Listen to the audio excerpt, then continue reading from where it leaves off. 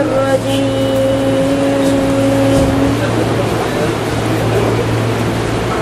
يوم نطوي السماء كطي السجل للكتب كما بدأنا أول خلق نعيده وعدا علينا إنا كنا فاعلين ولقد كتبنا في الزبور من بعد الذكر أن الأرض يرثها عبادي الصالحون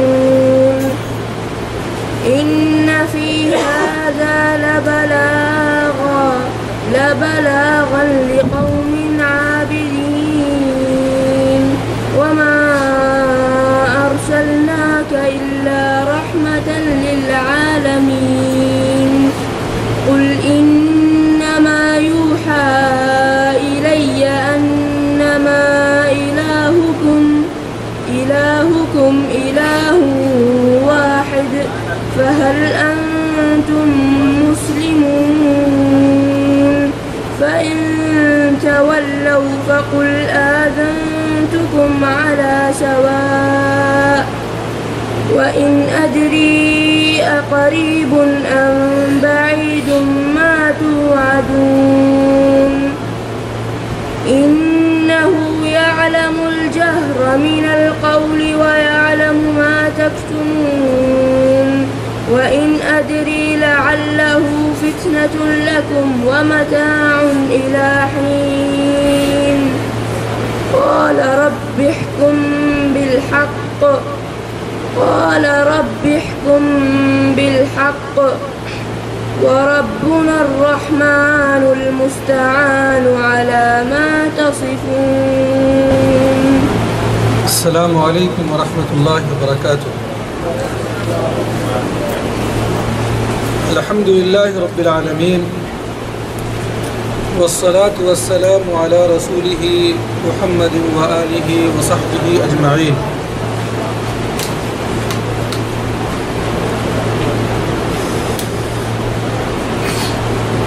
قال اللہ تعالی فی کلامہ المجید اعوذ باللہ من الشیطان الرجیم یا ایہا الذین آمنوا اتقوا اللہ ولتنظر نفس ما قدمت لغد. برادران اسلام، دینی و ملی بھائیوں،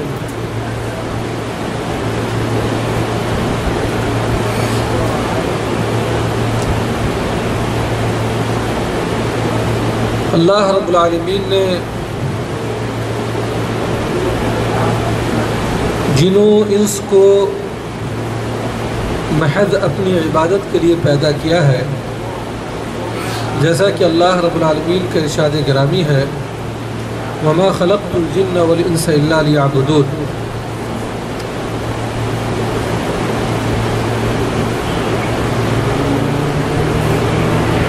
کہ میں نے انسانوں اور جنوں کو صرف اور صرف اپنی ہی عبادت کے لیے پیدا کیا ہے. اور یہیں سے یہ بات واضح ہو جاتی ہے کہ دنیا کے اندر صرف دو مخلوق ہیں جن کو اللہ رب العالمین نے مکلف بنایا ہے، اور انہی دونوں مخلوقوں کا کل قیامت کے روز حساب و کتاب ہوگا، اور ان کے اعمال کے مطابق اللہ رب العالمین جنت اور جہنم کا فیصلہ کرے گا. لہذا ہماری یہ جو دنیاوی زندگی ہے، یہ دنیاوی زندگی بہت ہی اہم اور بہت ہی قیمتی زندگی ہے. اسی زندگی کے بنیاد پر کل ہمیں یا تو کامیابی نصیب ہوگی یا ناکامیابی، یا تو جنت ہمیں ملے گا یا جہنم. اسی لیے پیارے نبی صلی اللہ علیہ وسلم نے ایک حدیث کے اندر فرمایا الدنیا مزرعۃ الآخرہ، دنیا آخرت کی کھیتی ہے، لہذا ہمیں اس دنیاوی زندگی کو اہمیت دیتے ہوئے ہمیں آخرت کے سفر کی تیاری کرنی چاہیے۔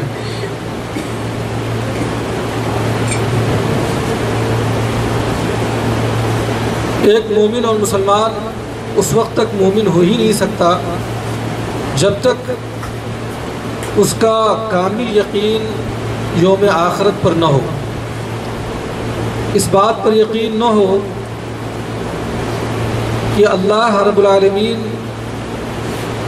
کے سامنے ہم ایک دن کھڑے ہوں گے اور ہماری زندگی کے چھوٹے اور بڑے سارے اعمال کا ہمیں کیا حساب دینا ہوگا، اور اسی بنیاد پر ہمیں جو ہے یا تو جنت ملے گی یا ہمیں ہمارا ٹھکانہ جہنم ہوگا۔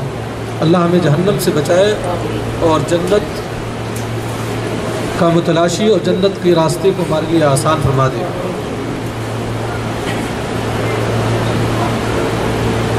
آج کی اس مجلس میں جس موضوع کا انتخاب کیا ہوں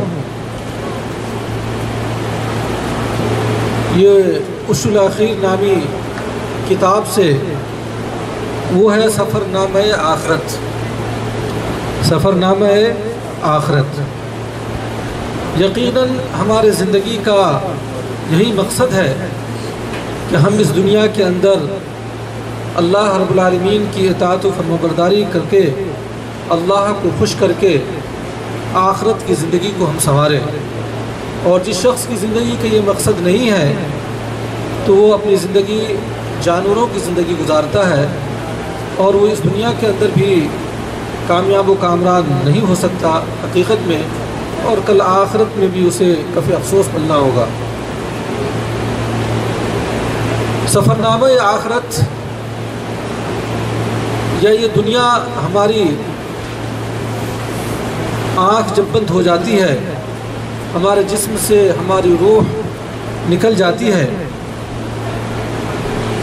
ہمارے جسم اور ہماری روح کا رشتہ جب ختم ہو جاتا ہے تو اسی وقت سے ہماری اخروی زندگی شروع ہو جاتی ہے۔ اخروی زندگی کا سب سے پہلا مرحلہ قبر کی زندگی ہے، جس کو ہم برزخی زندگی بھی کہتے ہیں۔ مرنے سے لے کر قیامت تک اٹھائے جانے تک جو مرحلہ ہے، جو وقت ہے، اس کو برزخی زندگی کہا جاتا ہے، یا قبر کی زندگی کہہ لیں، یا قبر کے حالات۔ اس کے بعد جو ہے سور کا پھونکا جانا، پھر اس کے بعد بعث و نشر، اور پھر اس کے بعد حشر، اور پھر اس کے بعد نبی صلی اللہ علیہ وسلم کی شفاعت، حساب، نام اعمال کی تقسیم، میزان یعنی ترازو، حوض کوثر، مومنین کا امتحان، پل صراط، جہنم اور جنت۔ یہ ساری کی ساری چیزیں جو ہے آخرت سے متعلق اور ریلیٹڈ ہیں، اور یہ چیزیں بہت ہی اہم ہیں، اس لیے جو ہے ان چیزوں کو جاننا بہت ہی ضروری ہے۔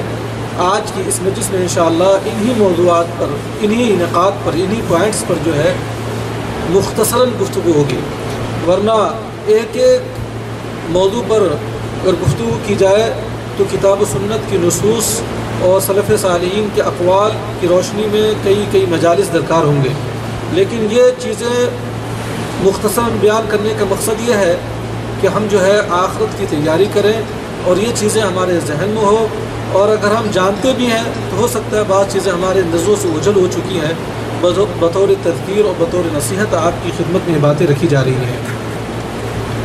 سب سے پہلی بات قبر۔ آخرت کی سب سے پہلی منزل ہے قبر۔ آخرت کی سب سے پہلی منزل کیا ہے؟ قبر ہے۔ کافر و منافق کے لیے آگ کا گڑھا اور مومنوں کے لیے جنت کی کیاری۔ بعض گناہوں پر صراحت کے ساتھ قبر میں عذاب کا ذکر ہے۔ جب حدیثوں کو آپ پڑھیں گے تو بعض گناہوں کے پر اللہ رب العالمین جو ہے قبر کی عذاب سے انسان کو مبتلا کرتا ہے، جیسے پیشاب سے نہ بچنا، چغلی کھانا، مال غنیمت سے چوری کرنا، جھوٹ بولنا، نماز کے وقت سوئے رہنا، قرآن کو پس پش ڈال دینا، زنا، لواطت، سود کھانا اور قرض لے کر واپس نہ کرنا وغیرہ، یہ گناہ ہے جن پر اللہ رب العالمین نے نبی صلی اللہ علیہ وسلم کے ذریعہ ہمیں آگاہ کر دیا ہے کہ ان گناہوں کی وجہ سے قبر میں کیا ہے، عذاب ہوتا ہے۔ ویسے قبر کے عذاب کے تعلق سے قرآن سنت کے نصوص بہت سارے ہیں، لیکن خصوصی طور پہ ان اعمال کے تعلق سے بھی پیارے نبی صلی اللہ علیہ وسلم کی رہنمائی موجود ہے۔ بعض وہ اعمال جو عذاب قبر سے نجات کا سبب ہے، جیسے خلوص سے کیے گئے نیک اعمال، عذاب قبر سے پناہ مانگنا، جیسا کہ آپ جو ہے ہر نماز کے آخری حصے میں آپ کیا ہے قبر کی عذاب سے پناہ مانگتے ہیں نا، جیسا کہ نبی صلی اللہ علیہ وسلم نے ہمیں سکھایا ہے، اللہم انی اعوذ بک من عذاب القبر جو کہتے ہیں۔ سورہ ملک کی تلاوت، سورہ ملک کی تلاوت وغیرہ۔ عذاب قبر سے محفوظ رہنے والے لوگ یہ ہیں، یہ چند لوگ ہیں جن کو عذاب قبر نہیں ہوں گے۔ شہید جو اللہ کے راہ میں جو ہے اعلاء کلمت اللہ کے لیے اپنی جان کو کی قربانی پیش کرتے ہیں۔ سرحدوں پر پہرے دار، اسلامی سلطنت کی جو پہرہ داری کرتے ہیں۔ جمعہ کے دن وفات پانے والا، ظاہر سی بات ہے یہ چیز اسی شخص کو حاصل ہوگا جو موحد ہوگا، جو شرک کی غلاظتوں سے اپنے آپ کو پاک کر رکھا ہوگا۔ پیٹ کے مرض سے مرنے والا وغیرہ، یہ چند لوگ ہیں جن کو کیا کہتے ہیں عذاب قبر سے اللہ تعالیٰ کیا نجات دے گا۔ آخرت کا دوسرا مرحلہ سور کا پھونکا جانا۔ کیا؟ سور کا پھونکا جانا۔ سور ایک عظیم قرن، سینگ اور بگل ہے۔ آپ ہمیشہ سنتے ہیں کہ سور ہے کیا چیز، جسے اسرافیل علیہ السلام اپنے منہ میں رکھے ہوئے انتظار میں ہیں کہ کب اس میں پھونک مارنے کا حکم ہوتا ہے۔ سور میں 2 بار پھونک ماری جائے گی۔ سور 2 بار ہوگا۔ پہلی کیا؟ نفخہ فزع، نفخہ فزع یعنی گھبراہٹ کی پھونک۔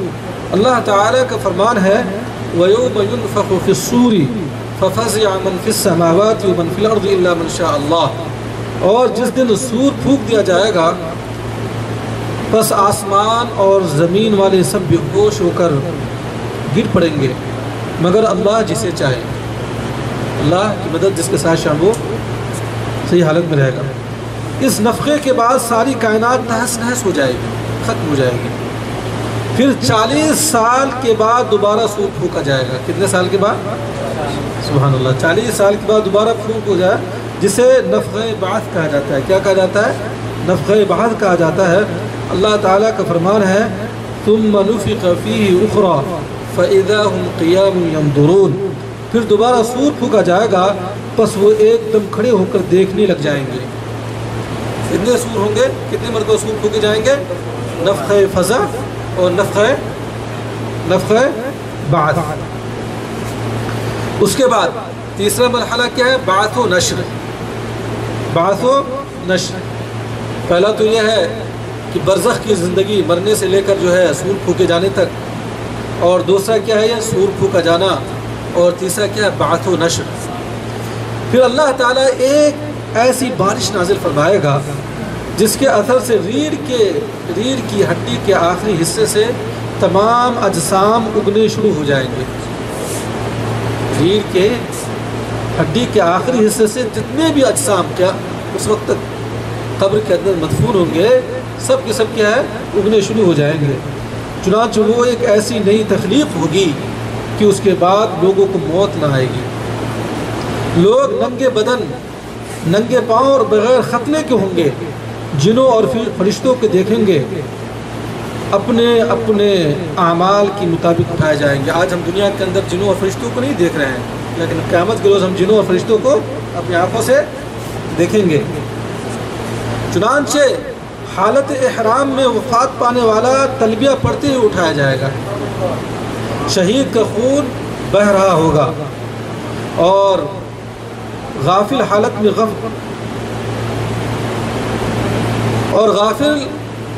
غفلت میں ہوگا۔ اللہ کے رسول صلی اللہ علیہ وسلم کا فرمان ہے یبعث کل عبد علی ما مات علیہ، کہ ہر شخص اس حال یا اس عمل پر اٹھایا جائے گا جس پر اس کی موت واقع ہوئی ہے۔ سبحان اللہ۔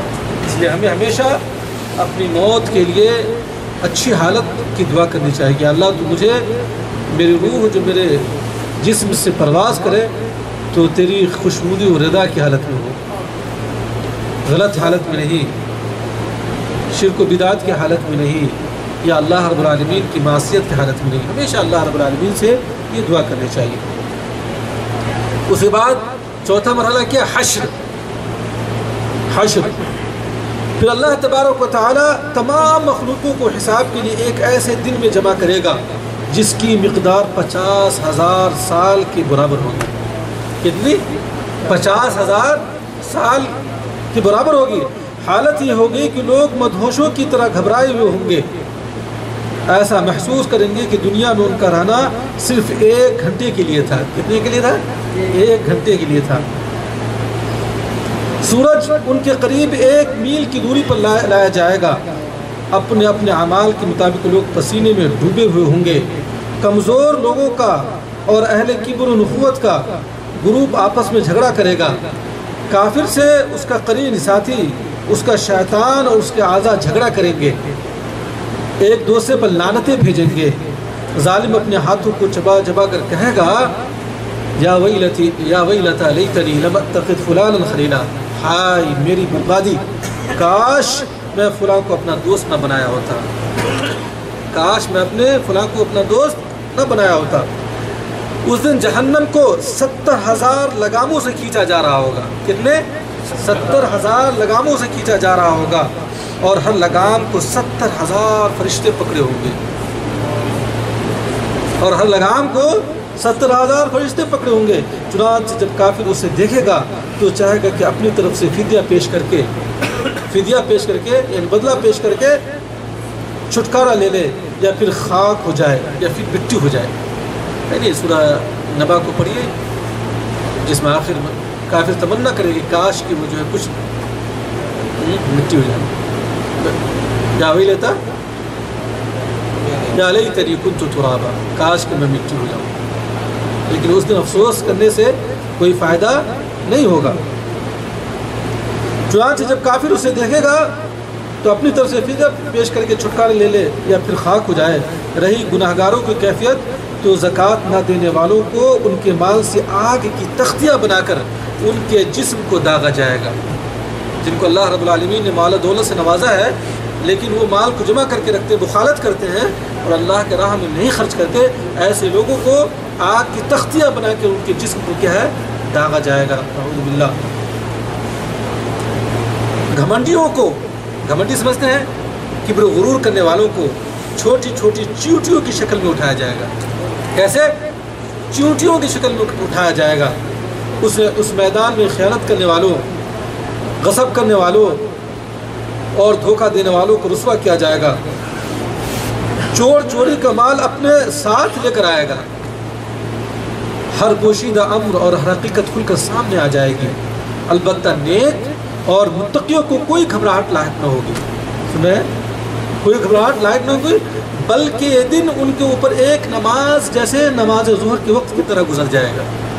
یہ 50,000 سال کا دن ایسا لگے گا کہ اس نے ایک نماز ظہر کا وقت گزارا ہے۔ سبحان اللہ۔ متقیوں کے لیے، پرہیزگاروں کے لیے اللہ رب العالمین کا فرمان ہے لا يحزنهم الفزع الاکبر، بڑی گھبراہٹ انہیں پریشان نہ کرے گی۔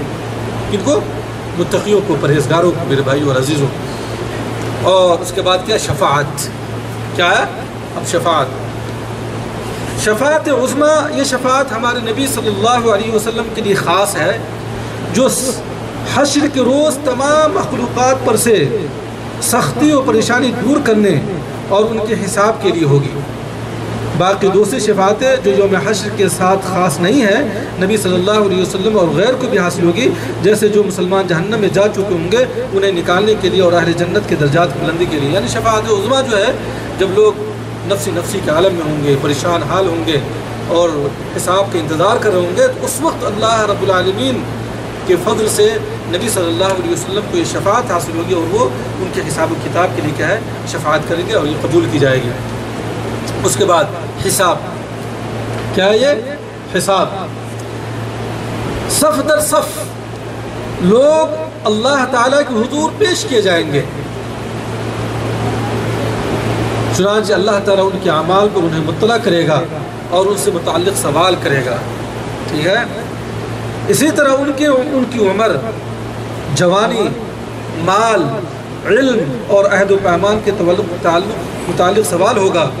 نیز دنیاوی نعمتوں، آنکھ، کان اور دل کے متعلق بھی سوال کیا جائے گا. کافروں اور منافقوں کا حساب ساری مخلوقات کے سامنے اس لیے ہوگا کہ اللہ تعالیٰ انہیں پھٹکارے. کافر اور ساری مخلوقات سے ذلیل کرے اور ان پر حجت قائم کرے، اور ان کے خلاف لوگ زمین دن رات، مال و اسباب، فرشتے اور اعضائے جسم گواہی دیں تاکہ ان کے جرائم ثابت ہوں اور وہ اپنے جرائم کا اقرار کریں. اور بخلاف ان کے مومن سے اللہ تبارک و تعالی تنہائی میں ملے گا. کب ملے گا؟ تنہائی میں ملے گا. اس کے گناہوں کا اقرار کروائے گا، یہاں تک کہ وہ یہ سمجھنے لگے گا کہ اب میں ہلاک ہوا تو اللہ تعالیٰ فرمائے گا، سبحان اللہ، اللہ تعالیٰ کیا فرمائے گا؟ سترتها عليك في الدنيا وانا اغفرها لك اليوم. تیرے ان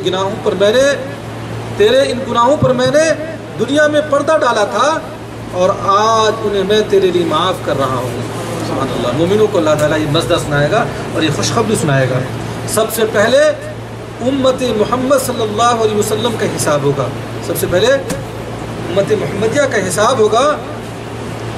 اعمال میں سب سے پہلے نماز کا حساب ہوگا میرے بھائیو عزیز. اعمال میں سب سے پہلے حقوق اللہ میں سب سے پہلے کس کا حساب ہوگا؟ نماز کا حساب ہوگا. توحید کے بعد اگر آپ کی نماز کامیاب ہے تو انشاءاللہ آپ کا بیڑا پار لگ جائے گا. نماز میں آپ جو کوتاہ ہیں، ہم سب جیسا کہ آج ہماری حالت ہے، مسلمانوں کی اکثریت جو ہے نماز سے غافل ہے، بلکہ نماز کو ایک جو ہے فارمیلٹی سمجھ لیا ہے. میرے بھائیو یہ بہت ہی خطرناک اور بہت ہی ڈینجر معاملہ ہے. کل قیامت کو روز سب سے پہلے اللہ رب العالمین جو ہے اعمال میں کس کا حساب کرے گا؟ اور فیصلہ سب سے پہلے خون کا ہوگا. سب سے پہلے فیصلہ کس کا ہوگا؟ خون کا ہوگا. آج کے حالات دنیا کے اندر آپ دیکھ لیجئے، لوگوں کے خون کس قدر ارزاں ہو گئے ہیں، لوگوں کو کس قدر آسانی سے قتل کیا جا رہا ہے. میرے بھائیو یہ بہت ہی عظیم گناہ ہے یہ، اور بہت ہی بڑا جرم ہے.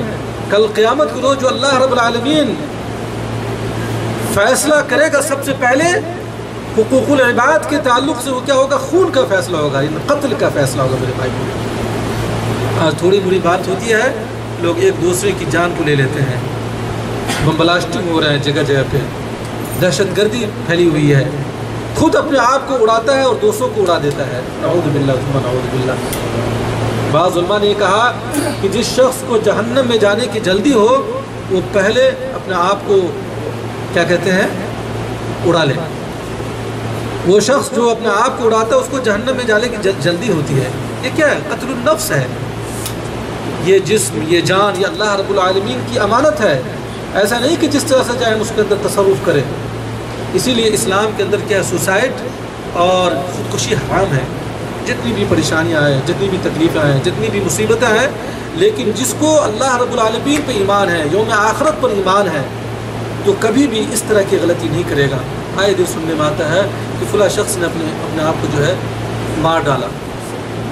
یہ تھوڑی ہے آپ کی، یہ جان آپ کی ہے، یہ جان اللہ رب العالمین کی ہے. دنیا کے اندر ابتلاءات، آزمائشیں آتی ہیں، لیکن ایک مومن کا شیوا یہ ہوتا ہے کہ وہ صبر کرتا ہے، اور جب اس کو کوئی خوشی لاحق ہوتی ہے، خوشی ملتی ہے، تو وہ اللہ رب العالمین کا شکر کرتا ہے، اتراتا نہیں ان نعمتوں پر. لیکن جب انسان کا ایمان کمزور ہو جائے، دنیاوی زندگی کو سب کچھ سمجھنے لگتا ہے، تو پھر اس کا انجام یہی ہوتا ہے جیسا کہ دیکھتے ہیں دنیا کے اندر لوگ جو خودکشیاں کر رہے ہیں. یہ اسلام کے اندر کیا ہے میرے بھائیو؟ حرام ہے. نام اعمال کی تقسیم، یوم آخرت سے متعلق یہ چیز کیا ہے؟ نام اعمال. پھر نام اعمال تقسیم کیے جائیں گے.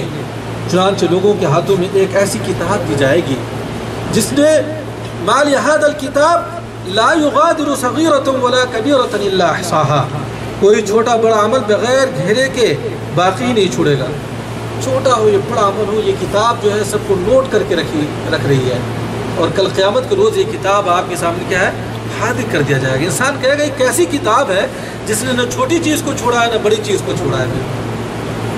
ہم لوگ جو ہے غلطیاں کرتے ہیں، گناہ کرتے ہیں، لوگوں سے تو کبھی کبھی شرماتے ہیں، لیکن جو ہے خلوت میں ہم گناہ کرتے ہیں، خاص کر جو یہ انٹرنیٹ کا زمانہ ہے اور یہ جو میڈیا کا زمانہ ہے، اس میں تو خلوت میں گناہ کرنا بہت ہی آسان ہو گیا ہے۔ ہم یہ خوش رہتے ہیں کہ لوگوں کو تو پتہ نہیں، لیکن یہ احساس ہمارے دل سے ختم ہو جاتا ہے کہ جو علام الغیوب ہے، جو سینوں کی بھید کو جانتا ہے، جو رات کی تاریکی میں ساری چیزوں کو دیکھ رہا ہے، وہ ذات تو دیکھ رہی ہے نا۔ اصل تو متقی وہ ہوتا ہے جو اللہ رب العالمین سے جلوت میں بھی ڈرے اور خلوت میں بھی ڈرے، لوگوں کے سامنے بھی گناہ کرنے سے ڈرے اور کیا ہے تنہائی میں بھی گناہ کرنے سے ڈرے۔ اصل تقویٰ تو یہ ہے، تقویٰ تو دل کا ہوتا ہے، دل کا تقویٰ ہوتا ہے میرے بھائیوں۔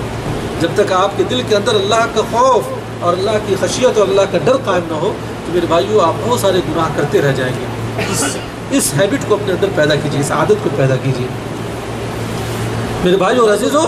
مومن اپنا نام اعمال سامنے کی جانب سے اپنے دائیں ہاتھ میں لے گا، سامنے کی جانب سے بالکل واضح طور پہ دائیں ہاتھ پر لے گا، اور منافق و کافر پیچھے سے بائیں ہاتھ میں لیں گے، ایسے ایسے چھپ کر۔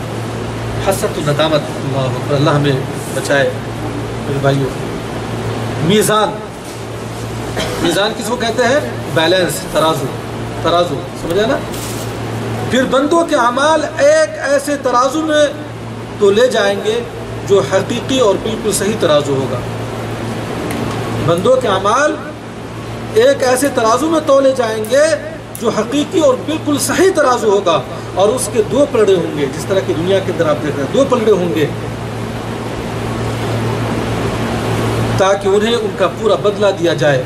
وہ اعمال جو اخلاص اور شرع کے موافق ہوں گے ترازو میں وزنی ہوں گے، اس ترازو میں بھاری ہونے والے بعض اعمال یہ ہیں کلمہ لا الہ الا اللہ، کیا ہے؟ لا الہ الا اللہ، حسن خلق، اچھے اخلاق اور ذکر الہی، جیسے الحمدللہ، سبحان اللہ و بحمدہ سبحان اللہ العظیم، یہ سب ذکر الہی یا قرآن کی تلاوت۔ اس جگہ لوگ نیکیوں اور برائیوں پر صلح کریں گے، ایک دوسرے کا حق نیکیوں اور برائیوں کے تبادلے سے ہوگا۔ اگر کسی نے کسی پر ظلم کیا ہے تو اس کے نیکیوں کو اٹھا کر جو ہے مظلوم کو دے دیا جائے گا، اور وہ کیا، وہ شخص قیامت کے روز کیا ہوگا؟ وہ مفلس ہوگا، کیا ہوگا؟ قلاش ہوگا۔ ایسا شخص کیا ہوگا؟ مفلس ہوگا، قلاش ہوگا۔ اس کے بعد کیا؟ حوض، حوض، پھر مومن حوض پر وارد ہوں گے، اور جو اس سے ایک بار پی لے گا، حوض کوثر سنا ہے نا؟ اللہ نے قرآن مجید کے اندر نبی صلی اللہ علیہ وسلم کو کیا فرمایا؟ قرآن کی جو سب سے چھوٹی سورت جو ہے سورۃ الکوثر میں کیا فرمایا اللہ نے؟ انا اعطیناک الکوثر، وہی حوض۔ ہر نبی کا ایک حوض ہوگا، اور سب سے بڑا حوض ہمارے نبی صلی اللہ علیہ وسلم کا ہوگا۔ اس کا پانی دودھ سے زیادہ سفید، اس کا پانی دودھ سے زیادہ سفید، شہد سے زیادہ میٹھا اور مشک سے زیادہ خوشبودار ہوگا۔ اس کے پیالے سونے اور چاندی کے ہوں گے، تعداد میں وہ ستاروں کے برابر ہوں گے، تعداد ان کے پیالوں کے کتنے ہوں گے؟ ستاروں کے برابر ہوں گے۔ اس کی لمبائی اردن کے ایک شہر ایلا سے لے کر عدن تک ہوگی۔ ایلا کہاں ہے؟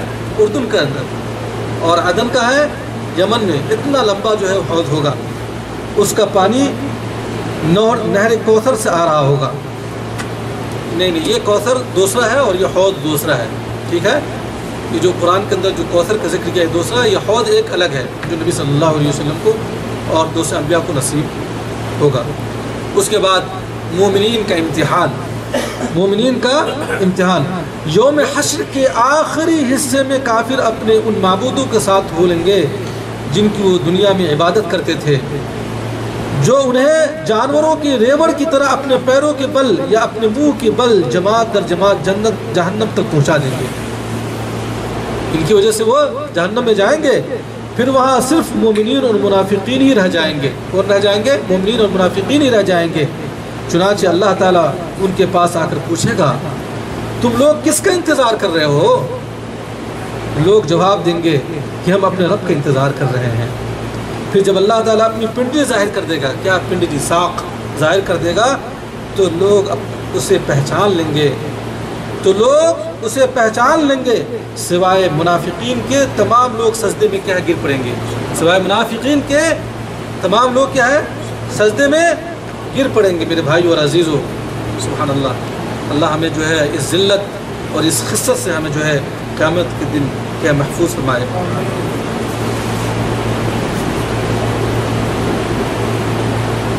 ارشاد باری تعالیٰ ہے یوم یکشف عن ساق ویدعون الی السجود فلا یستطیعون، جس دن پنڈلی سے پردہ اٹھایا جائے گا اور لوگوں کو سجدہ کے لیے بلایا جائے گا تو وہ سجدہ نہ کر سکیں گے۔ کون لوگ؟ منافقین لوگ، کافر لوگ۔ لیکن مومن کیا ہے؟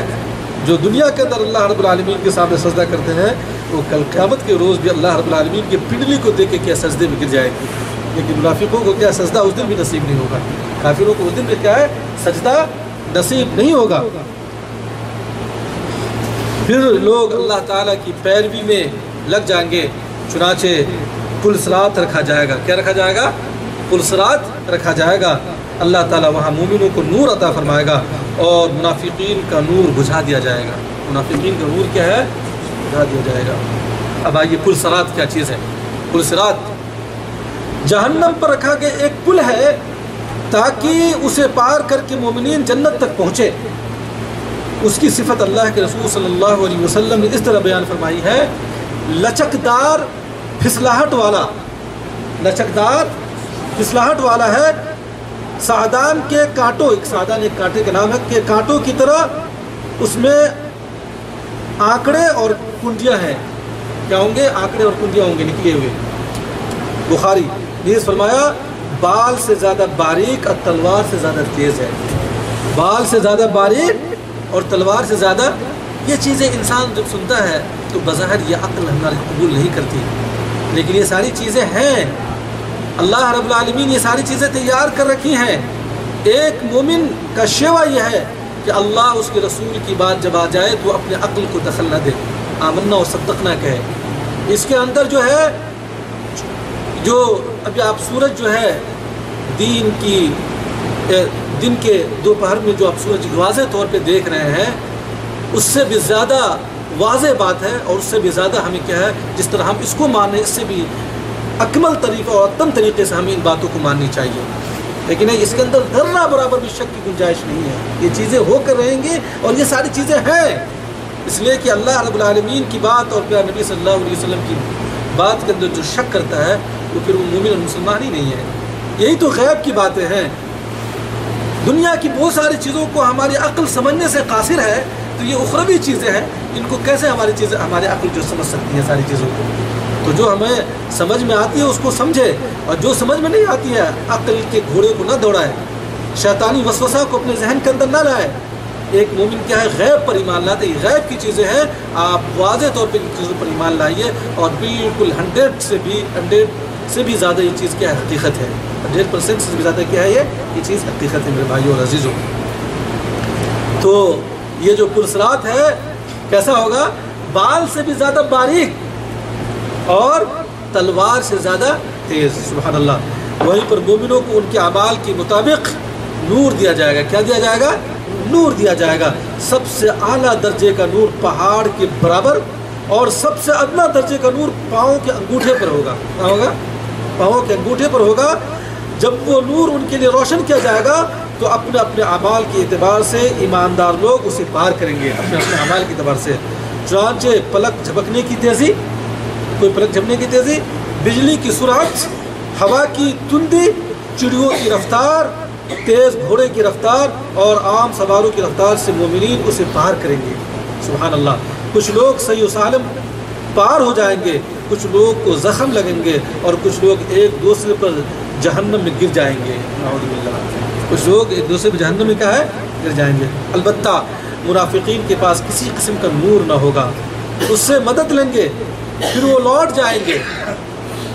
اچانک ان کے اور مومنین کے درمیان ایک دیوار حائل کر دی جائے گی، ایک دیوار حائل کر دی جائے گی، پھر وہ پل صراط پار کرنا چاہیں گے، لیکن آگ میں گرتے جائیں گے، لیکن آگ میں یعنی جہنم میں وہ گرتے جائیں گے۔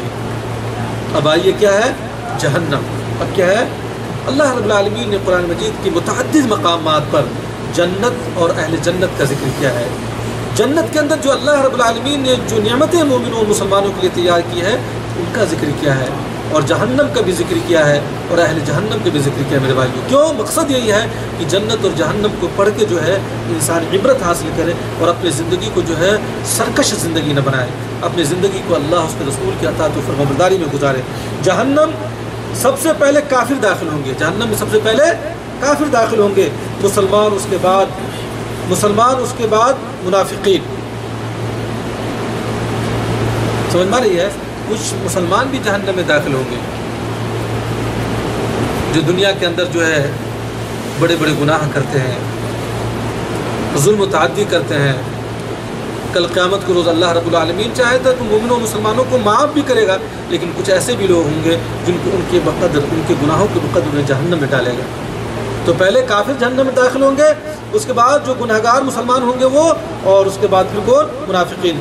جہنم کے 7 دروازے ہیں، یہ آگ دنیا کی آگ سے 70 گنا زیادہ تیز ہے۔ سبحان اللہ، یہ دنیا کی جو آگ ہے، اس آگ سے اللہ رب العالمین نے جو جہنم کے اندر آگ تیار کر رکھی ہے، اس جہنم کی آگ سے 70 گنا زیادہ تیز آگ ہے۔ الامان الحفیظ میرے بھائیو اور عزیزو، اس میں کافر کے وجود کو بڑا کر دیا جائے گا۔ کافر کے وجود کو کیا کر دیا جائے گا؟ اس کے جسم کو کیا ہے؟ بڑا کر دیا جائے گا، تاکہ وہ عذاب کو خوب مزہ چکھے۔ اور قرآن کے اندر ہے نہیں کہ کلما نضجت جلودہم بدلناہم جلودا، جب جو ہے یہ چمڑے جو ہے جل جائیں گے، پھر اللہ رب العالمین دوسری چمڑیاں کیا ہے جسموں پر کیا ہے لگا دے گا، ڈال دے گا، تاکہ زیادہ زیادہ عذاب کو مزہ چکے میرے بھائیو عزیزو۔ چنانچہ اس کے دونوں کندھوں کے درمیان کا فاصلہ 3 دن کی مسافت کا ہوگا۔ کتنے دن کا ہوگا؟ 3 دن کی مسافت کا ہوگا، 2 کندھوں کے درمیان کا فاصلہ کافر کو جو جہنم میں ڈالا جائے گا۔ اللہ اکبر۔ اس کی ڈاڑھ سمجھتے ہیں؟ ڈاڑھ، اس کی ڈاڑھ احد پہاڑ کے برابر ہوگی۔ اللہ اکبر، یہ چیزیں کتنی عجیب ہے۔ اس کی جلد کو موٹا کر دیا جائے، جلد کے معنی چمڑا موٹا کر دیا جائے گا۔ اس کے پینے کے لیے ایسا گرم پانی ہوگا جو اس کی اتریوں کو کاٹ کر رکھ دے گا۔ کیا کر دے گا؟ کاٹ کر رکھ دے گا۔ ان کے کھانے کے لیے زقوم، غسلین اور پیپ ہوگا۔ سب سے ہلکے عذاب والا جہنمی وہ ہوگا جس کے پاؤں کے نیچے 2 انگارے رکھ دیے جائیں گے، جن سے اس کا دماغ کھولے گا۔ سب سے آخری درجے کا عذاب۔ جہنم کی گہرائی اس قدر ہوئے کہ اگر اس میں کوئی نومولود بچہ، چھوٹا بچہ ڈال دیا جائے تو اس کی تہ تک پہنچنے سے قبل اس کی عمر 70 سال کی ہو جائے گی۔ کتنے سال کی ہو جائے گی میرے بھائیو؟ 70۔ اس کی گہرائی جہنم کی نہ باقی رکھے گی اور نہ چھوڑے گی۔ جلد کو جلا کر ہڈیوں تک پہنچ جائے گی، دلوں تک چڑھتی چلی جائے گی۔ بہت غصے میں چنگار مار رہی ہوگی جہنم۔ 1000 لوگوں میں سے 999 افراد اس میں جائیں گے۔ اللہ اکبر، کتنے جائیں گے؟ 1000 لوگوں میں سے 999 افراد، یعنی ایک شخص جنتی ہوگا 1000 میں سے۔ اس میں سب ملے ہوں گے، یعنی کافروں اور کیا مسلمانوں کے جو گناہگار، اور اسی طرح سے جو ہے سب کی تعداد ملا کے، سمجھے؟ اللہ اکبر۔ جہنم میں پہننے کا لباس آگ ہوگی، جلدوں کا جل جانا اور سکڑ جانا، چہرے جل جانا اور جھلس جانا، اس میں گھسیٹا جانا اور چہرے کا کالا ہونا، یہ سب جہنم کی مختلف انواع کے عذاب ہیں۔ یہ سب کیا ہے؟ جہنم کی مختلف قسم کے عذاب ہیں۔ اب آخری چیز، اور اس کے بعد ایک اور چیز ہے قنطرہ۔ قنطرہ کیا ہے؟ کہ اللہ کے رسول صلی اللہ علیہ وسلم کا فرمان ہے کہ جب مومنین کو جہنم سے چھٹکارا مل جائے گا، جو بعض مومنین جو جہنم میں چلے گئے ہوں گے، تو جنت و جہنم کے بیچ ایک قنطرہ چھوٹے پل پر انہیں روک لیا جائے گا۔ جنت و جہنم کے بیچ قنطرہ پر روک لیا جائے گا، جہاں ان سے ان مظالم کا بدلہ لیا جائے گا جو ان کے درمیان دنیا میں تھے، یہاں تک کہ جب وہ بالکل پاک و صاف ہو جائیں گے تو انہیں جنت میں داخلہ کی اجازت ہوگی۔ اس ذات کی قسم جس کے ہاتھ میں محمد صلی اللہ علیہ وسلم کی جان ہے، جنتی جنت میں اپنی منزل کے راستے کو اپنی دنیا کی منزل سے زیادہ پہچانتا ہوگا۔ جنتی۔ اس کے بعد آئیے آخری چیز جس کے ہم سب متلاشی ہیں. اللہ رب العالمین ہمیں جنت نصیب فرمائے. کون مومن نہیں چاہتا کہ وہ جنت میں جائے؟ وہ اب وہ جنت کا ذکر آ رہا ہے، اس کے بعد میری بات ختم ہو جائے گی. سفر نامہ آخرت ہمارا کیا ختم ہو جائے گا جو آج ہم نے شروع کیا تھا. وہ یہ ہے کہ جنت مومنوں کا ٹھکانہ ہے. جنت مومنوں کا ٹھکانہ ہے. اس کی اینٹیں سونے اور چاندی کی ہیں. کس کی ہیں؟ اس کی اینٹیں. دنیا کی بلڈنگیں چاہے جتنا بھی بڑا کیا اس کی بلڈنگ سونے اور چاندی کی ہوتی ہے، جتنا بھی بڑا بادشاہ اور ملک ہو. لیکن اللہ رب العالمین جو مومنوں کے لیے جنت بنا رکھا ہے اس کی اینٹیں کس کی ہوگی؟ سونے اور چاندی کی ہوں گی. اس کا گارا کیا ہوگا؟ مشک ہوگا. گارا سمجھتے ہیں؟ جو اینٹوں کو بیٹھاتے ہیں، وہ جو گارا ہوگا وہ کس کا ہوگا؟ مشک، خوشبو کا ہوگا. اللہ اکبر. اس کے سنگریزے موتی اور یاقوت کے ہوں گے. اس کی مٹی زعفران. کیا ہوگا؟ زعفران ہے. جنت کے 8 دروازے ہیں. اس کے ایک دروازے کی چوڑائی 3 دن کی مسافت ہے. کتنے دن کی ہے؟ 3 دن کی مسافت. لیکن اس کے باوجود وہ بھیڑ سے تنگ پڑ جائے گی. اس کے باوجود وہ بھیڑ سے جو ہے تنگ پڑ جائے گی. اس کے 100 درجے ہیں. ایک درجے اور دوسرے درجے کے درمیان آسمان و زمین کے بیچ کا فاصلہ ہے. آسمان و زمین کے بیچ کا فاصلہ ہے ایک درجے. جنت کے جو درجے ہیں، اللہ اکبر. جنت کا سب سے اعلیٰ مقام فردوس ہے. کون ہے؟ اللہ ہمیں جنت الفردوس عطا فرمائے. وہیں سے جنت کی نہریں جاری ہوتی ہیں. کہاں سے جنت کی نہریں جاری ہوتی ہیں؟ فردوس سے جاری ہوتی ہے. اس کی چھت عرش الہی ہے. اس کی چھت عرش الہی ہے. اللہ اکبر. اس کی نہریں بغیر خندق کے بہہ رہی ہیں. مومن جس طرح چاہے گا ان کو بہا لے جائے گا. اس کی نہریں دودھ، پانی، شراب اور شہد کی ہے. دنیاوی شراب نہیں، دنیا جس میں نشے آتے ہیں جو گندے ہیں وہ نہیں. ابھی ہندوستان کا ایک صوبہ ہے یو پی، جس کے اندر لوگ جو ہے شراب پی کے مر گئے. زہریلی شراب 35 لوگ مر گئے. ویسا شراب نہیں ہوگا جنت کے اندر. اس کے پھل ہمیشہ رہنے والے، قریب تر اور نیچے کی طرف لٹکے ہوئے ہوں گے. جنت میں ایک ایسا موتی کا خیمہ ہے جس کا عرض 60 میل ہے. عرض مانے چوڑائی. کتنا ہے؟ 60 میل ہے. اس کے ہر زاویے میں جنتی کے اہل خانہ ہیں. جنتیوں کے جسم پر بال نہیں ہوں گے. جسم پر کیا ہے؟ بال نہیں ہوں گے. چہرے پر سرمگی آنکھیں ہوں گی. نہ ان کی جوانی ختم ہوگی، نہ ان کے کپڑے پرانے ہوں گے. جنت میں نہ پیشاب و پاخانہ کی حاجت ہوگی، نہ کوئی اور گندگی ہوگی. ان کی کنگھیاں سونے کی ہوں گی. جو کنگھیاں ہم استعمال کرتے جنت کے اندر کیا ہوں گی؟ اللہ اکبر. سونا کی ہوں گی. جنت میں سب سے پہلے ان کی کنگھیاں سنت، ان کا پسینہ کیا ہوگا؟ مشک ہوگا. آپ کے پسینے سے بھی کیا ہوگی؟ خوشبو آئے گی. جنت میں نہ پیشاب پخانا اور ان کے اور کنگھیاں اور ان کی بیویاں خوبصورت دوشیزائیں. ان کی بیویاں خوبصورت دوشیزائیں ہم عمر اور خامندوں کی پیاری ہوں گی. جنت میں سب سے پہلے حضرت محمد صلی اللہ علیہ وسلم اور دوسرے انبیاء داخل ہوں گے. سب سے کم تر درجے کا جنتی وہ ہوگا جو تمنا کرے گا کہ اسے اس کا 10 گنا دیا جائے گا. اس دنیا کا 10 گنا جو ہے کم تر جنتی کو دیا جائے گا. اسے جہاں اس کی تمنا ختم ہوگی.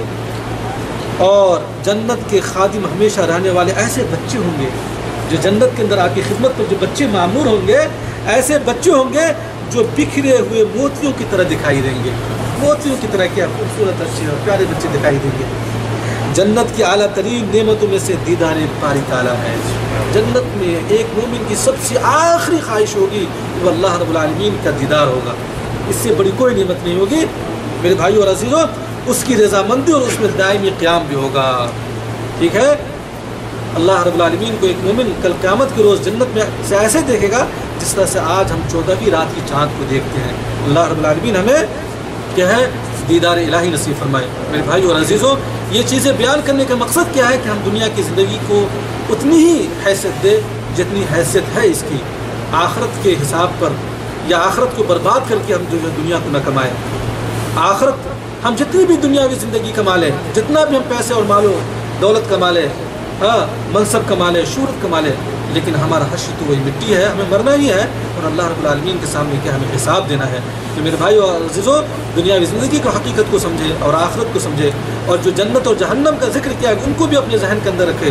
اور سفر نامے آخرت کے اندر جو مراحل پیش آئیں گے ان مراحل کو بھی اپنے ذہن میں رکھیں۔ اللہ تعالی ہمیں جو ہے ہمارے سفر آخرت کو آسان کر دے اور ہمیں جہنم سے بچائے اور ہمارا ٹھکانہ کیا ہے جنت بنائے۔ آمین۔ وآخر دعوانا الحمدللہ رب العالمین۔ والسلام علیکم ورحمۃ اللہ وبرکاتہ۔